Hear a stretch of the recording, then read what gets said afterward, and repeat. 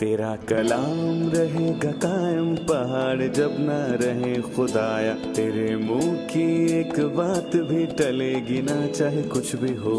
तेरी मान दिए है जिंदा सोने से भी कीमती, मेरा दिल ये दे गवाही है ये किताब अजीम। नाज़िल करे अपना कलाम शिकस्ता दिलों को सुकून मिले, तारीखी दूर हो मेरी राहें रोशन कर।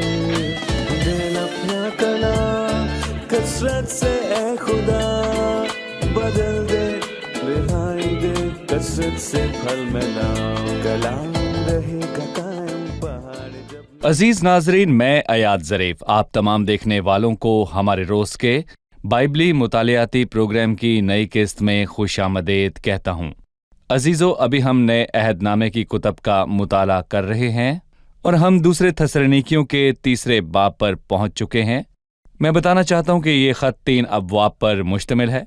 पहले बाब में मुसीबत का जिक्र है, फिर दूसरा बाब है जिसमें खुदावंद के दिन की बात हुई, ज़मीन पर वाक़यात होने की तरतीब है, और इसके बाद तीसरे बाब में अमली नसीहतें और चाल चलन की बात है। गुज़िश्ता किस्त में हमने दूसरे बाब का मुताला मुकम्मल किया। इस बाब में हमने कलीसिया के आसमान पर जाने और अदालत के लिए खुदावंद के दिन के मुतल्लिक सीखा। हमने 2 बहुत अहम वाक़यात का पढ़ा जो खुदावंद के दिन से पहले आएंगे, बड़ी बरगश्तगी और गुनाह के शख्स या मुखालिफ मसीह का ज़हूर। ये दोनों लोगों को गुमराह करने के लिए होंगे। अजीज़ो, दूसरी जानिब खुदा हमें 2 तरह से कायम रखता है, रूह से पाक होने और हक पर ईमान लाने से। और आज हम नए हिस्से का आगाज करेंगे। खुदावंद की आमद सानी की रोशनी में चलना, हमारा चाल चलन ऐसा हो कि जाहिर हो जाए हम इस शरारत की दुनिया के नहीं हैं जिनकी अदालत होगी। प्रोग्राम के बाकायदा आगाज से मैं स्टूडियो में आए खादमीन का खैर मकदम करूंगा, भाई एलिया ईसा और भाई एलिया करोलुस का। आप दोनों को खुशामदीद। शुक्रिया, बहुत शुक्रिया। और स्टूडियो में आए दीगर मेहमानों को भी खुशामदीद। हम एक वक्फे के बाद मुताले का बाकायदा आगाज करेंगे।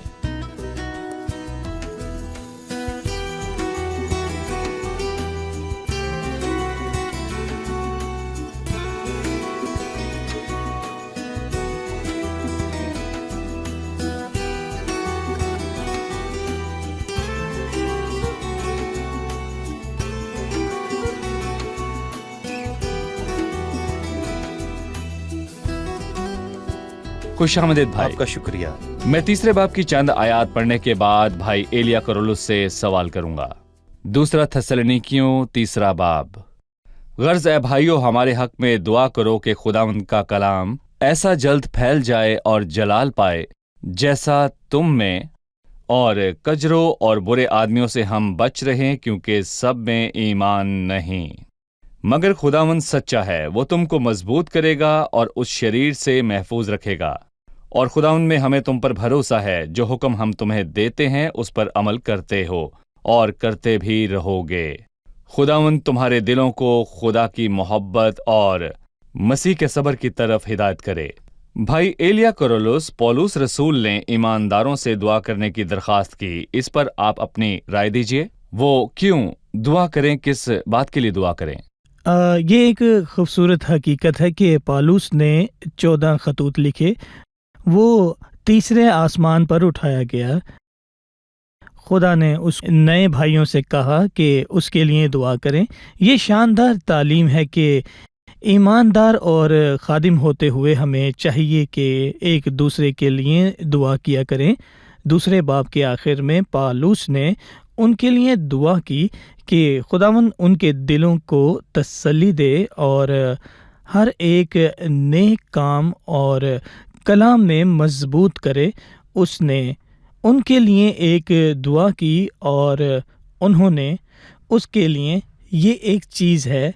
दूसरी चीज़ के उसने ईमानदारों को 2 चीज़ों के लिए दुआ करने को कहा। पहले कि खुदावंद का कलाम ऐसा जल्द फैल जाए और जलाल पाए, हमें दुआ करनी है कि खुदावंद के कलाम के फैलाने में कोई रुकावट ना हो। ज़बूर 147 में लिखा है, वो अपना हुक्म ज़मीन पर भेजता है। कलाम नहायत तेज रो है, دشمن خدا کے کلام کے پھیلاؤ میں رکاوٹ ڈالنے کی کوشش کرتا رہتا ہے۔ پالوس نے کہا کہ مگر خود قید نہیں۔ پہلی درخواست خداوند کے جلال کے لیے ہے، دوسری ایک ذاتی درخواست ہے، کجرو اور برے آدمیوں سے ہم بچے رہیں۔ ابلیس خدا کے کلام کے پھیلاؤ اور خادموں کی خدمت میں رکاوٹ پیدا کرتا ہے۔ دوسرے تموتیس کے 4 باب میں لکھا ہے کہ سکندر ٹھٹھیرے نے مجھ سے بہت برائیاں کی، اور اس خط کے دوسرے باب میں لکھا ہے کجرو اور برے آدمیوں میں کہ جو خداوند کے خادموں کے کام میں رکاوٹ ڈالتے تھے۔ اگر میں ناظرین کے لیے اس دعا کو آسان الفاظ میں بتانا چاہوں تو اس نے پیغام کے پھیلنے کے لیے دعا کی کہ خدا کے کلام کی فتح ہو، اور جو یہ پیغام پھیلاتے ہیں ان کی حفاظت کی دعا کی، خداوند کا کلام پھیل جائے گا کہ لوگوں پر اثر کرے، اور جو اس کلام کو تھامے رہیں، مضبوط رہیں۔ دیکھیں بھائی، میں کہوں گا کہ ہمیں اپنی دعاؤں میں ان باتوں کو ترجیح دینی چاہیے۔ صحیح۔ اکثر ہم وقتی چیزوں کی دعا کرتے ہیں اور روحانی چیزوں کے لیے دعا کرنا بھول جاتے ہیں، پر میں کہوں گا کہ خداوند ہمیں یہ سب سیکھنے کا فضل میرا خیال ہے کہ اس میں ایمانداروں کی برسوں پہلوں کی دعاؤں کا جواب ہے۔ وہ آسمان پر جا چکے ہیں، وہ نہیں جانتے کہ ہم ابھی کس حال میں ہیں۔ جی بالکل ٹھیک کہا۔ انہوں نے مختلف ملکوں میں کلام کی منادی کرنے کی کوشش کی، پر ان ملکوں میں خدمت گزاروں اور انجیل کے منادوں کا داخلہ منع ہوا۔ ان کے پاس کلام مقدس کو پھیلانے کے آلات نہیں تھے، لیکن انہوں نے دعا کی، خداوند نے اس کا جواب دیا، اور آج کلام ہر جگہ پھیل چکا ہے۔ بے شک کچھ ممالک میں انجیل لانے کی اجازت نہیں ہے، پر وہاں بھی انجیل پھیلی، اور کلام ایسا تیزی سے پھیلا، اور ہر روز لوگ خداوند کے بارے میں جاننے لگے۔ یہ مقدسین کی دعاؤں کا نتیجہ ہے، اور ساتھ ہی خادمین کی سلامتی کی دعا ہے۔ بھائی ایلیا 3 آیت میں اس نے کہا مگر خداوند سچا ہے، وہ تم کو مضبوط کرے گا اور اس شریر سے محفوظ رکھے گا۔ اس کو خداوند کی وفاداری پر بھروسہ تھا، اس کو خداوند کی وفاداری کے سوا کسی اور چیز پر بھروسہ نہ تھا۔ خداوند کی وفاداری کا بتائیں کہ وہ ہمیں محفوظ رکھتا ہے۔ دیکھیں، میں کہوں گا کہ دونوں عہد ناموں میں خداوند کی سچائی کا بیان ہے، اور پرانے اور نئے عہد نامے میں خداوند کی وفاداری کی بہت سی باتیں ہیں۔ کلام مقدس کے ایک مفسر نے یہ کہا ہے کہ خداوند کی وفاداری اور خداوند کی سچائی کا سب سے زیادہ ذکر بائبل مقدس میں موجود ہے۔ خدا سچا ہے اور وہ ایمانداروں کو قائم رکھتا ہے، اور وہ ایماندار جو خود پر بھروسہ رکھتا ہے خود کو قائم نہیں رکھ سکتا۔ اور خداوند نے فرمایا مجھ سے جدا ہو کر تم کچھ نہیں کر سکتے، کیونکہ صرف اور صرف خدا ہی سچا خدا ہے اور وہی ہمیں قائم رکھتا ہے۔ لیکن وہ کب تک قائم رکھے گا؟ پہلے کرنتھیوں اس کے پہلے باب کی 8ویں اور 9ویں آیت میں لکھا ہے، جو تم کو آخر تک قائم بھی رکھے گا سچا خدا ہے۔ خدا کی سچائی اور وفاداری ہمیں آخر تک قائم رکھے گی۔ پہلے کرنتھیوں کے 10ویں باب کو پڑھنے سے ہمیں یہ پتہ چلتا ہے کہ خداوند کی وفاداری ایمانداروں کو آخر تک قائم رکھتی ہے، اور پھر لکھا ہے خدا سچا ہے اور تم کو تمہاری طاقت سے زیادہ آزمائش میں نہیں پڑنے دے گا، اور یہی نہیں بلکہ آگے بھی لکھا ہے کہ بلکہ آزمائش کے ساتھ نکلنے کی بھی راہ پیدا کرے گا۔ اور یہاں پر میں کہوں گا کہ خداوند کی وفاداری کچھ اس طرح ظاہر ہوتی ہے جب ایک ایماندار گناہ کرتا ہے اور پچھتاتا ہے اور پھر واپس لوٹ کر خدا کے پاس آتا ہے، تو وہ خدا باپ ہمارے گناہوں کے معاف کرنے اور ہمیں ساری ناراستی سے پاک کرنے میں سچا اور عادل ہے، اور بائبل میں ہماری تسلی کے لیے اس کے بہت سے حوالہ جات بھی موجود ہیں۔ یہ اچھی بات ہے کہ اس نے خدا کی سچائی پر تکیہ کیا، وہ اٹل ہے، کبھی نہیں بدلتی۔ ہم وقفے کے بعد مہمانوں سے ان کا سوال جانیں گے۔ ابھی ہم ایک رپورٹ دیکھیں گے، اس کے بعد دوبارہ حاضر ہوں گے۔ مناد کا کام وضع حمل کے ماہر جیسا ہے، جو ایک نومولود بچے کو دنیا میں لانے میں مدد کرتا ہے۔ یہ نہایت بڑا اور اہم کام ہے۔ اس کے بعد بچہ ماہر اطفال کے پاس جاتا ہے، جو اس کے کھانے کے نظام کا خیال رکھتا ہے، اس کو حفاظتی ٹیکے اور باقی ضروریات دیتا ہے۔ ایسا ہی کلیسیا کے پادری کا کام ہے، वो माहिर इत्तफाल जैसा है। पादरी का ताल्लुक झगड़ालू ईमानदारों से होता है। ऐसे मसीही जो अपने बर्ताव और ईमान में बच्चे हैं, यकीनन ये काम मुश्किल और दुश्वार है। पौलुस रसूल ने कहा, क्योंकि सब में ईमान नहीं, उसका मतलब हकीकी ईमान से है। थस्सलुनीके के सब ईमानदार पौलुस रसूल की तालीम पर अमल नहीं करते थे। कलीसिया की बुनियाद कलीसिया के रसूलों की तालीम थी। हम भी उसकी तालीम पाएं और मुनादी करें। हम आपकी खिदमत में दोबारा हाजिर हैं। आइए मेहमानों से उनका सवाल जानते हैं। जी, चौथी आयत है, और खुदावंद में हमें तुम पर भरोसा है, इसके मायने बताएं।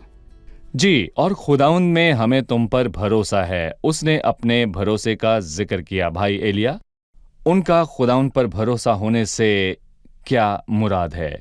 हमें मालूम है कि इस खत में बरगिश्तगी की और बेदीनी के ज़हूर की बात हुई थी।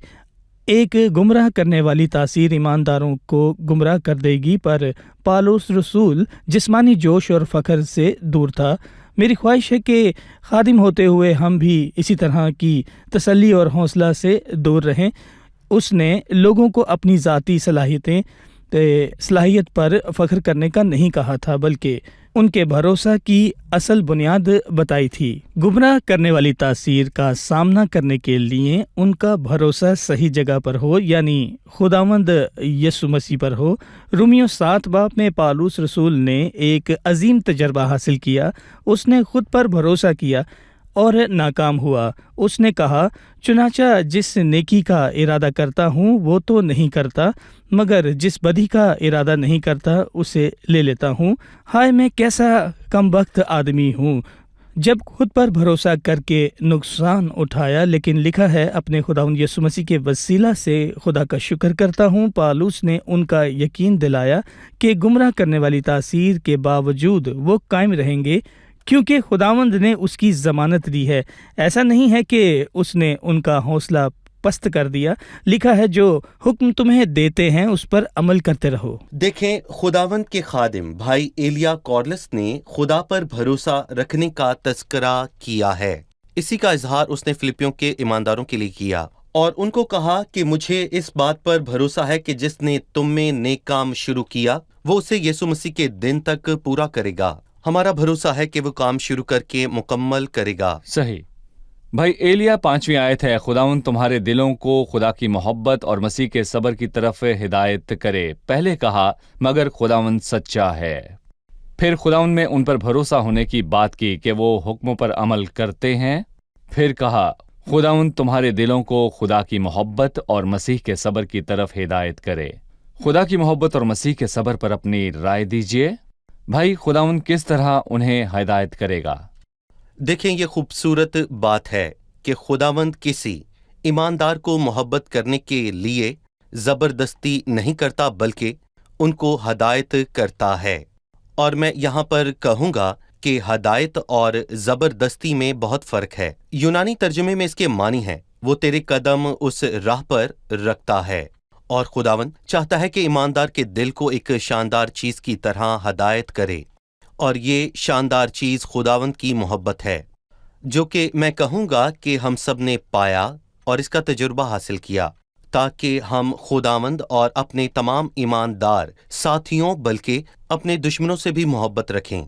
और यहाँ पर मैं एक बहुत ख़ास बात कहना चाहूँगा कि खुदावंद हमारे दिलों को हदायत करना चाहता है कि खुदावंद यीशु मसीह के सब्र की तरफ देखें। सब्र। बाइबल मुक़द्दस में एक शख्स अपने सब्र की वजह से मशहूर है, अय्यूब का सब्र। और यहाँ पौलुस ने नहीं कहा कि खुदावंद तुम्हारे दिलों को अय्यूब के सब्र की तरफ हदायत करे, क्योंकि उसके सब्र की एक हद है, लेकिन मसीह का सब्र लामहदूद है, उसकी कोई हद नहीं। मसीह के सब्र के दो मानी हैं, वो इस वक्त आसमान पर है और ज़मीन पर सब कुछ देखता है। और मैं कहूँगा कि इस वक्त हम मसीह के सब्र के दौर में हैं। दरअसल मैं कहूँगा ये है कि जो उसने ज़मीन पर इंसान बनकर इंसान की सूरत में इस ज़मीन पर लोगों से दुख उठाने के एवज़ में बर्दाश्त किया। खुदावंद हमारे दिलों को खुदा की मोहब्बत की तरफ हदायत करता है, ताकि हम اپنے آنے والے مشکل وقت میں خداوند یسوع مسیح کی طرح صبر سے کام لیں۔ بھائی، پولس رسول نے یہ خط ان لوگوں کو لکھا جو مصیبتوں سے دوچار تھے۔ اس نے انہیں تسلی دی تاکہ کمزور نہ پڑیں اور نہ ہی وہ خدا کی محبت سے گمراہ ہوں۔ اس نے کہا کہ ان مشکلات کے دوران خدا کی محبت پر ایمان ہی انہیں قائم رکھ سکتا ہے۔ یاد رکھیں کہ خدا کو آپ سے محبت ہے، خدا کو ہمیشہ آپ سے محبت ہے۔ خدا ان تمہارے دلوں کو خدا کی محبت کی طرف ہدایت دے۔ ہم تلوار سے قتل ہوں یا گھر سے نکل جائیں، خدا ہم سے محبت رکھتا ہے۔ مت سوچیں کہ مشکلات اور پریشانیاں آپ کو خدا کی محبت سے جدا کر سکتی ہیں۔ جی۔ خدا تمہارے دلوں کو خدا کی صبر، محبت اور مسیح کے مسیح صبر کی کا طرف صبر۔ ہدایت کرے، جیسے مسیح صابر تھا، تا نہ ہو وہ اپنا صبر اور اپنی امید اور خدا کی محبت پر اپنا ایمان کھو دیں۔ اپنے آپ کو خدا کی محبت میں قائم رکھو۔ یہ بالکل ایسا ہی ہے جیسے صحرا میں چلنے والوں کو پانی مل جانے کی مانند۔ خدا کی محبت ہمیں سب مصیبتیں، غم اور پریشانیاں جی، بھلا خدا دیتی ہم ہیں۔ سے محبت رکھتا ہے۔ بھائی ایلیا کرولو 6 آیت ہے، اے بھائیو، ہم اپنے خداوند یسوع مسیح کے نام سے تمہیں حکم دیتے ہیں کہ ہر ایک ایسے بھائی سے کنارہ کرو جو بے قاعدہ چلتا ہے اور اس روایت پر عمل نہیں کرتا جو اس کو ہماری طرف سے پہنچی۔ ہر ایک ایسے بھائی سے کنارہ کرو جو بے قاعدہ چلتا ہے۔ اس کے کیا معنی ہے؟ مجھے پالوس رسول کی نرم مزاجی پسند آئی۔ اس نے کہا کہ ہم اپنے خداوند یسوع مسیح کے نام سے تمہیں حکم دیتے ہیں۔ پالوس رسول ان کے ساتھ نرمی سے پیش آیا۔ پہلے خط کے 2 باب میں اس نے کہا کہ بلکہ جس طرح ماں اپنے بچوں کو پالتی ہے اسی طرح ہم تمہارے درمیان نرمی کے ساتھ رہے۔ اس شفقت اور نرمی کے باوجود اس نے کبھی کلام حق کے پھیلانے پر سمجھوتا نہیں کیا۔ ایک خادم کو ایسا ہی ہونا چاہیے، اپنے بھائیوں سے محبت اور شفقت سے پیش آئے پر سچ سے سمجھوتا نہ کرے۔ لکھا ہے ان کے تابع رہنا ہم نے گھڑی بھر بھی منظور نہ کیا تاکہ خوشخبری کی سچائی تم میں قائم رہے۔ جماعت اور کلیسیا میں ہر جگہ ایسے لوگ ہیں جو خدا کی سچائی اور محبت اور حق کا غلط استعمال کرتے ہیں۔ ان کا خیال ہے کہ خدا سچا اور صابر ہے اور ان سے محبت رکھتا ہے، اس لیے وہ بے قاعدگی سے زندگی گزار رہے ہیں۔ وہ سوچتے ہیں کہ خدا وفادار اور رحیم دل ہے، وہ جلد آئے گا، اس لیے کچھ کام نہیں کرتے، انہیں کچھ کام نہیں بالکل۔ کرنا۔ انہوں نے سوچا کہ وہ ایک بدن ہے تو مالی طور پر ایک دوسرے پر انحصار کرتے ہیں۔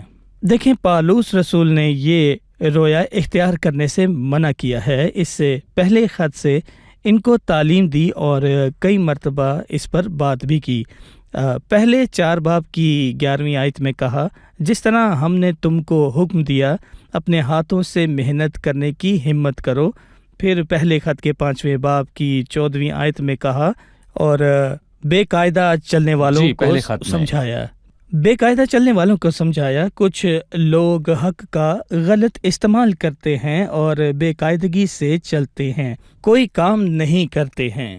ہم نے آگے بڑھا کے بھی ایسے بھائیوں اور ایسے ایمانداروں سے دور رہے جو بے قاعدگی سے چلتے ہیں۔ وہ آپ دیکھ سکتے ہیں کہ یہ کلیسیائی نظم و ضبط ہے جو چل رہا ہے۔ یہ کلیسیائی نظم و ضبط اور کلیسیائی تعدیب ہیں جس میں انتباہ، نکالنا اور باقی مراحل موجود ہیں۔ بالکل، یہ کلیسیا نظم و ضبط اور تعدیب کے دائرے میں شامل ہے، اور میں یہاں پر یہ بھی کہنا چاہوں گا کہ اس کو یعنی کلیسیائی نظم و ضبط کو تعدیب اور احکامات کو نہیں بناتا۔ دراصل مقامی کلیسیا اس نظم و ضبط کو قائم رکھتی ہے اور جس کا وہ شخص دراصل حصہ ہوتا ہے، اور یہی نہیں بلکہ اس معاملے میں کلیسیا کی بہت بڑی ذمہ داری ہے۔ یہ ہماری ذاتی رائے نہیں بلکہ خداوند نے آسمان پر جاتے ہوئے یہ کلیسیائی نظم و ضبط اور اس کے تمام معاملات زمین کے کسی شخص کو نہیں بلکہ میں کہوں گا کہ خود کلیسیا کو سونپے تھے۔ یہ ذمہ داری کسی ایک کی نہیں بلکہ ساری کلیسیا کی ہے، کلیسیا ایمانداروں کی جماعت کی۔ اور یاد رہے کہ مسیح نے متی کی انجیل کے 18ویں باب میں کلیسیا میں ایمانداروں کے رشتے کے متعلق کہا تھا، جو کچھ تم زمین پر باندھو گے وہ آسمان پر بندھے گا، اور جو کچھ تم زمین پر کھولو گے وہ آسمان پر کھولے گا۔ اور یہاں پر میں ایک اور بات کہوں گا کہ ان کی اخلاقی بدکاری کا انصاف نہیں ہوا۔ پولس نے ان سے کہا کہ جب تم اور میری روح جمع ہو تو ایسا شخص شیطان کے حوالے کیا جائے، پس شریر شخص کو اپنے درمیان سے نکال دو، یہ کلیسیا کا کام ہے۔ خداوند نے متی 18ویں باب میں کہا، اگر تیرا بھائی تیرا گناہ کرے تو جا اور خلوت میں بات چیت کر کے اسے سلجھا، اور اگر نہ سنے تو 1-2 آدمیوں کو اپنے ساتھ لے جا، اگر وہ ان کی سننے سے بھی کلیسیا انکار سے کرے کہہ۔ تو کلیسیا سے کہہ۔ اس میں کلیسیا کا فیصلہ حتمی ہے۔ بھائی ایلیا، کوئی بھی کلیسیائی نظم و ضبط کو ایسے نہ سمجھے کہ کلیسیا بائبل کا حوالہ دیے بغیر ان اصولوں کو قائم کرے۔ جب کلیسیا کسی پر حکم کرے تو یہ ظلم نہیں، یہ محبت اور رفاقت اور برداشت کے اصول کے خلاف ہوا۔ یقیناً پہلا مرحلہ انتباہ اور پھر کلیسیا سے نکلتا نہیں ہے، یہ مرحلہ وار ہے۔ پہلے محبت کے ساتھ نصیحت کریں، لیکن اسے دشمن نہ جانو بلکہ بھائی سمجھ کر نصیحت کرو۔ اگر وہ نہ مانے تو کلیسیا اس پر حکم کرے، ورنہ خدا پوری کلیسیا پر حکم کرے گا۔ کلیسیا جی، پہلے کرنتھیوں کے 5ویں باب میں لکھا ہے کہ کیا تم نہیں جانتے کہ تھوڑا سا خمیر، یعنی جو کلیسیا میں بے قاعدگی سے چلتے ہیں، سارے گندے ہوئے آٹے کو خمیر کر دیتا ہے۔ کلیسیا کی صحیح تربیت میں کلیسیا نظم و ضبط کے حوالہ سے کوئی اپنی مرضی اور صحیح۔ ذاتی خواہش کے موافق کام نہیں کر سکتا ہے۔ کلیسیا خداوند کی جماعت ہے۔ خداوند نے پہلے کرنتھیوں کے 5ویں باب کی 12ویں آیت میں یہ واضح کیا ہے، کیونکہ مجھے باہر والوں پر حکم کرنے سے کیا واسطہ؟ کیا ایسا نہیں ہے کہ تم اندر والوں پر حکم کرتے ہو؟ مگر باہر والوں پر خدا حکم کرتا ہے، پس اس شریر آدمی کو درمیان سے نکال دو۔ یہ الہی حکم ہے۔ خدا حکم کرتا ہے اس شریر کو اپنے درمیان سے نکال دو، ورنہ خداوند تمام کلیسیا پر اچھا حکم ہے کرے کہ گا۔ آپ نے کلیسیائی تعدیب کا تذکرہ کیا۔ کلیسیا سے سب طریقے ناکام ہو جائے تو نکال دینا آخری مرحلہ ہے، جبکہ نکال دینا پہلا مرحلہ نہیں۔ بالکل۔ اب وقت ہے کہ ہم مہمانوں سے ان کا سوال جانیں۔ جی، میں سوچتی ہوں پالوس رسول نے کلیسیا کے ایمانداروں کو خدا کے کلام کے پھیلاؤ کے لیے دعا کرنے کی درخواست کی۔ میری دعا کا اس میں کیا کردار ہے، اور خداوند اپنے کلام پر نگاہ کرتا ہے تاکہ اس کو پورا کرے، پھر میری دعا سے کیا اس سے اثر کیا ہوتا ہوگا؟ ہے؟ در حقیقت خداوند مختلف ذرائع سے کام کرتا ہے، وہ خادمین کے بغیر ہی لوگوں میں اپنا کلام پھیلاتا ہے۔ پھر میری دعا کا کیا کردار ہے، وہ کیا کر سکتی ہے؟ صحیح۔ جبکہ خداوند اپنا کلام پورا کرتا ہے، میں اس کے جلد پھیلنے کی دعا کروں۔ جی، جبکہ خداوند اپنا کلام پورا کرتا ہے، میں اس کے جلد پھیلنے کی دعا کیوں کروں؟ اس طرح اگر خدا باپ ہمارے مانگنے سے پہلے ہی جانتا ہے تو ہم دعا کیوں کریں؟ اس میں کوئی تضاد نہیں۔ خدا اپنا کلام پورا کرتا ہے، وہ جان سکتا ہے، پر خدا باپ کو پسند ہے کہ ہم اس کے کام اور مشن میں شامل ہوں۔ اس نے ایمانداروں کو اپنا ایلچی بنایا۔ خدا ہمارے ذریعہ کام کرتا ہے، ہم منادی کرتے ہیں اور خدا بچاتا ہے، اور ہم دعا مانگتے ہیں اور خداوند قائم کرتا ہے۔ وہ چاہتا ہے کہ ہم اس کے مقصد کو پورا کریں۔ کام وہ کرتا ہے، پر چاہتا ہے کہ ہم اس میں شریک ہوں۔ بالکل خداوند نے فرمایا، پس فصل کے مالک کی منت کرو صحیح کہ وہ اپنی فصل کاٹنے کے لیے مزدور بھیج دے۔ صحیح۔ جب ہم جی۔ دعا کرتے ہیں تو ہم بھی گناہ گاروں پر اس طرح ترس کھاتے ہیں جس طرح خدا گناہ گاروں پر ترس کھاتا جی۔ ہے۔ اور دیکھیں، اگر ہم سخت دل ہوں اور محبت سے خالی ہوں تو ہم مسکینوں کے لیے دعا نہیں کرتے تاکہ خدا کا کلام ان تک پہنچے۔ یہ اچھی بات نہیں ہے، کیونکہ اس صحیح۔ سے ہمارے خداوند کا دل دکھتا ہے۔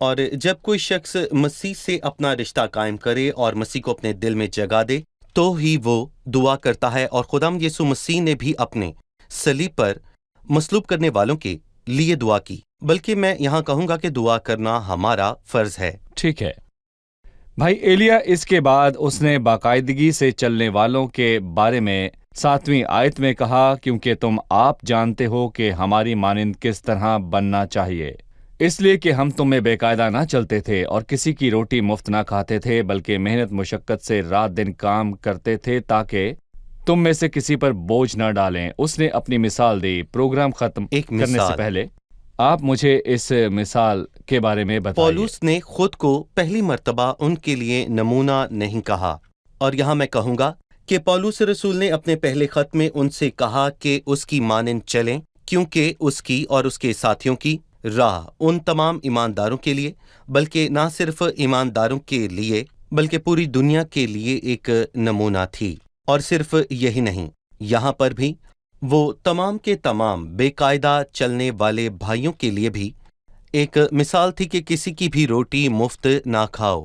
اور پولس نے کہا کہ انہی ہاتھوں نے میری اور میرے ساتھیوں کی حاجت رفع کی۔ اس نے خیمہ درزی کا کام کیا تاکہ لوگوں پر بوجھ نہ بنے، اور تھسلنیکے کے لوگ اس کے گواہ ہیں، اور پولس نے ان کے لیے ایک بہت اچھی مثال قائم کی، حالانکہ وہ انجیل کا خادم ہوتے ہوئے اس سے زندگی بسر کرنے کا پورا حق رکھتا تھا، لیکن اس نے تھسلنیکے یا کرنتھس کے ایمانداروں سے سچ میں کچھ نہ لیا۔ پولس یہ سوچتا تھا کہ وہ کسی پر بھی بوجھ نہ بنے، اور وہ بوجھ نہ بنا۔ وہ اپنے اعمال اور اپنے الفاظ کے لحاظ سے ان کے لیے نمونہ تھا۔ اور یہاں پر میں اپنے تمام سامعین کو یہ کہنا چاہتا ہوں کہ اگر آپ میں سے کوئی خدا کا خادم ہے تو وہ کوشش کرے کہ کسی پر بھی بوجھ نہ بنے۔ آپ دونوں کا شکریہ۔ اب ہم مہمانوں سے ان کی رائے جانیں گے۔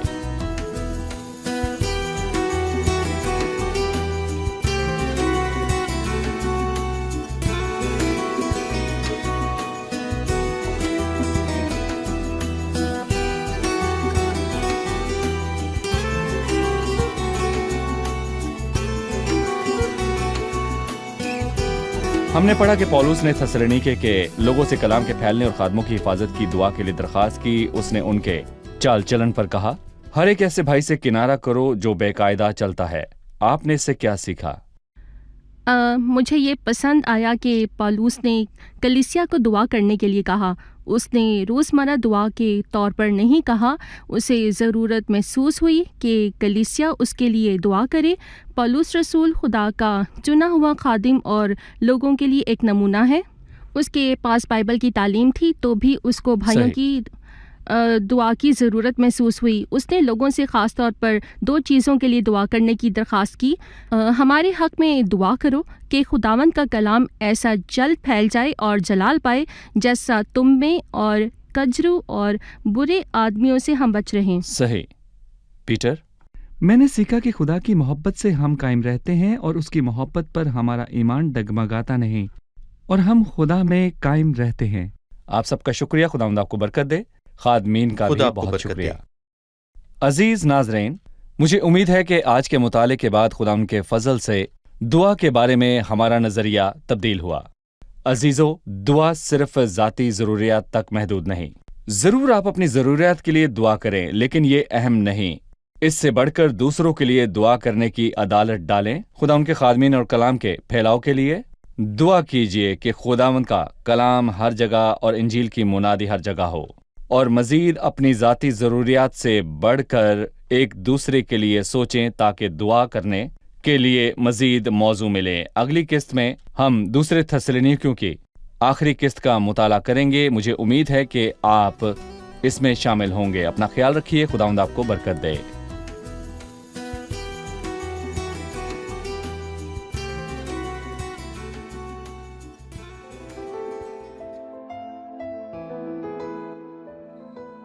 تیرا کلام رہے گا قائم، پہاڑ جب نہ رہے خدایا، تیرے منہ کی ایک بات بھی ٹلے گی نہ، چاہے کچھ بھی ہو۔